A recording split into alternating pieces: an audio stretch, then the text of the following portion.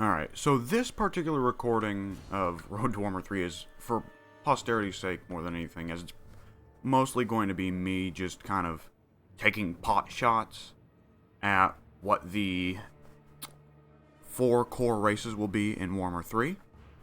This has been one of the more controversial aspects of it, as some people, want things that are a little more conventional, and some people want things that are a little more out there. But I decided to go ahead and just talk about it real quick and make it very simple, while I also let a battle go on between the wonderful modded Kislev army as part of the expanded roster series of mods by Deco. I don't know his longer name, so sorry about that, but it's a wonderful mod and you should look into it. Expanded roster Kislev. And on the opposite side, though you can't see them on account of all the trees, there is Chaos Warriors, who will definitely be getting an overhaul in Warhammer 3. But I've specifically made sure to give them more Hell Cannons than they would ordinarily take, because the Hell Cannons, for those who aren't aware, are manned by Chaos Dwarfs, who will almost certainly be coming in Warhammer 3. Now, I'm curious how the AI is going to behave here, as the Kislev army roster seems a little bit out there for the AI to figure out. They'll probably just get confused and fuck it up, but hey. So, with Warhammer 3, it's been a big question what races are going to come as core parts of the game, because the amount of tabletop races with army books that have not been added to the game yet is getting smaller and smaller. There are, from 8th edition, there's only 2 army books, I believe, that have not been added yet, which are the Ogre Kingdom and Chaos Demons. If they want to go back further to, 5th edition, there's Chaos Dwarfs and Dogs of War. And there's also, probably the most popular White Dwarf army list to throw in there is Kislev. That adds up to 5 more races to add in Total War Warhammer 3, which is less than the 6 that were added in Total War Warhammer 2, and much less than the 9 that were added in Total War Warhammer 1. I don't want to act like we should just follow this unrealistic standard. Oh, that's an interesting use of the Burning Head. We shouldn't just follow this unrealistic standard that they're going to go for, 9 races in Total War Warhammer 3 like they did in Warhammer 1. Partly because it's obvious that they are now focusing more on fleshing out individual rosters rather than just adding new rosters. And oh my god, look at those Winged Lancers. So, perhaps only having the 5 just isn't that big of a limitation. In which case, the easy answer is, okay, we're going to get Kislev, Ogres, Chaos Dwarfs, Chaos Demons as the launch races, and Dogs of War as a DLC, and that'll be the end of it. From then on, they'll focus on more race packs, more Lord packs, and the possibilities that people have suggested, like, oh my god, look at that bugging out Priest of Ursun. The possibilities people have suggested for Cathay, Nippon, and End just won't happen. I don't want to... That would, on some level, feel like an underwhelming ending to just end up with only 20 races in the game, but at the same time, it's easy to be wanting more and more content for the game. But, every game's development cycle has to end at some point, right? And ultimately, I will just be satisfied with whatever we get. And the most realistic answer, I would say, is the 4 launch races that I just mentioned, plus Dogs of War.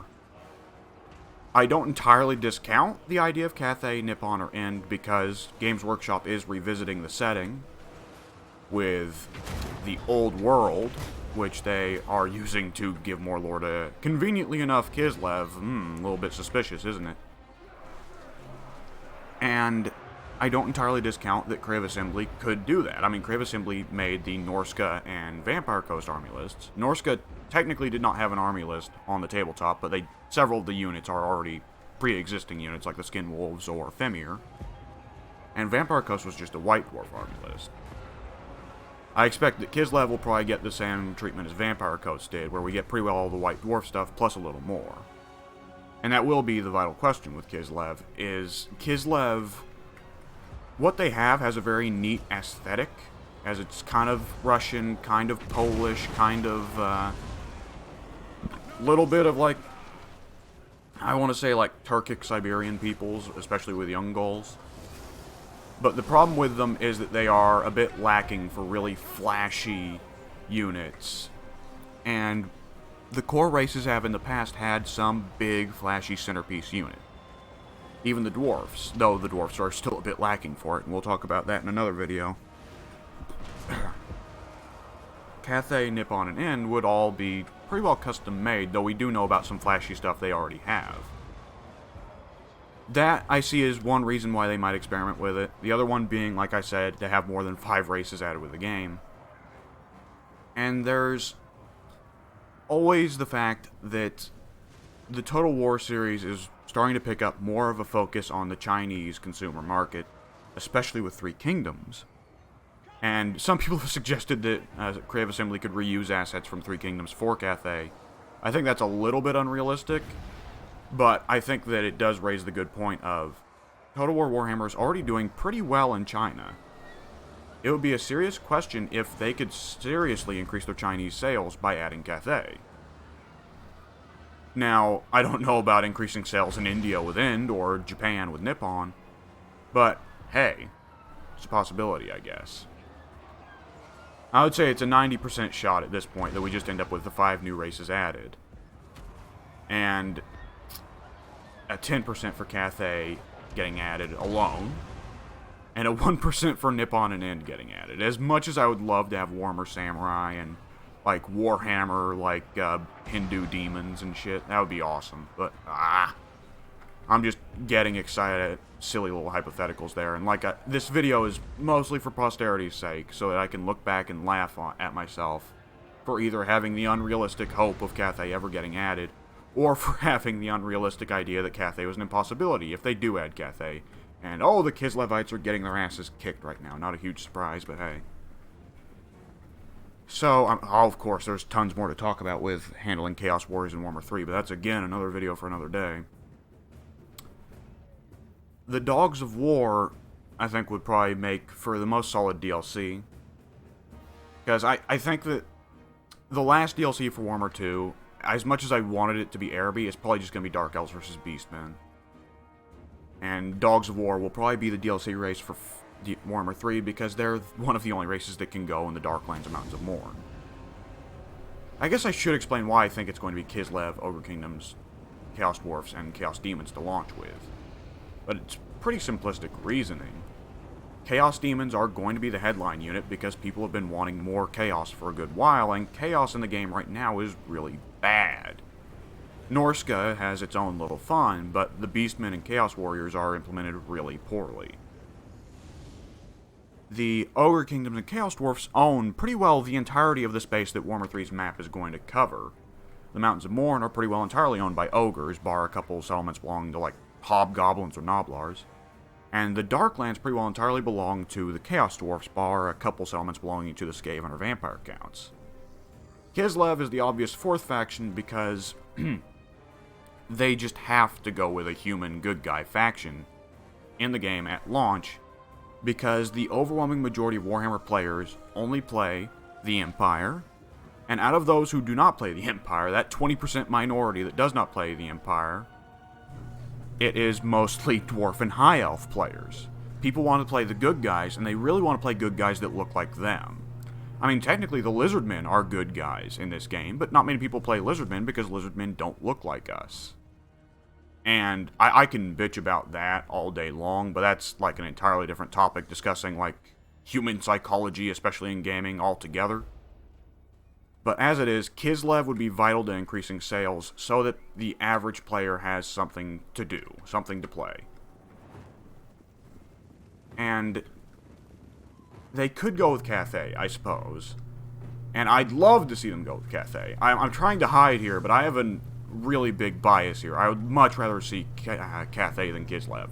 I love Kislev. I think Kislev could have a lot of really cool unit designs, but Cathay just sounds fucking rad. I want celestial dragons and crazy-ass monkey men, and, you know, bannermen and automatic crossbows. Oh my god, it sounds so good. But Cathay is unrealistic because they never had an army list, even back in, like, 1st and 2nd edition. Fucking Nippon had an army list back in, like, 2nd or 3rd edition. Cathay never did. And Cathay's lore is pretty well limited to their emperor is also a dragon, They at one point had an emperor who was a monkey man. The Beastmen there are all monkey men. They've got cool, like, warriors with curved swords. You know, curved swords. A little bit of Skyrim flashbacks there. Oh no, they're all disappearing. And that's pretty well the extent of Cathay lore. Oh, I guess the Dark Elves, yeah, the Dark Elves go over and fuck with them a lot. That's pretty well the extent of Cathay lore. Oh, I guess there's a lot of stuff related to the Ogre Kingdoms, and that could work very well for Warhammer 3, is setting up a Cathay versus Ogre Kingdoms rivalry. But, the biggest points for Cathay are, they're human, they're good guys, they're Chinese and would hit the Chinese market, or they're obviously supposed to be China. And are these marauders looking for my Skaven Lord that I've got hidden away? They must be. And the only other point I can really think of in Cathay's favor is, if you look at a map of the Far East in Warhammer, in the original tabletop, the Mountains of Morn overlaps a little bit with Cathay and End. Now, by all means, they'll probably just make Cathay and End inaccessible, or fill Cathay with vampire counts, like they did with the Nehekara until the Tomb Kings were added. And that's a distinct possibility. But there is, of course, a lot of space that goes to Cathay and End.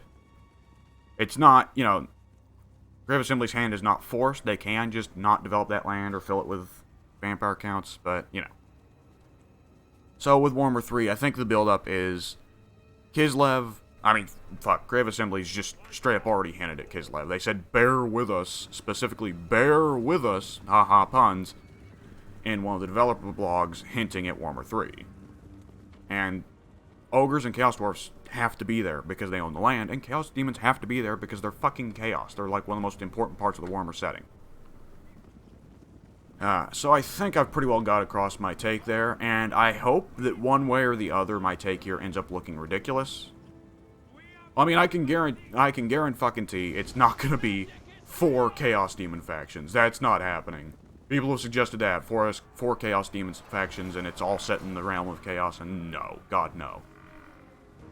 I've seen people suggest it will be pretty well a rehash of Warhammer 1. Oh, they found my Skaven Lord. Took them long enough. It'll pretty well be a rehash of Warhammer 1 with, like, a Cult of Ulrich human faction and a Legion of Nagash faction. That's not happening either, because just be too lame, and 2 of the factions would just be rehashes of factions that are already in the game.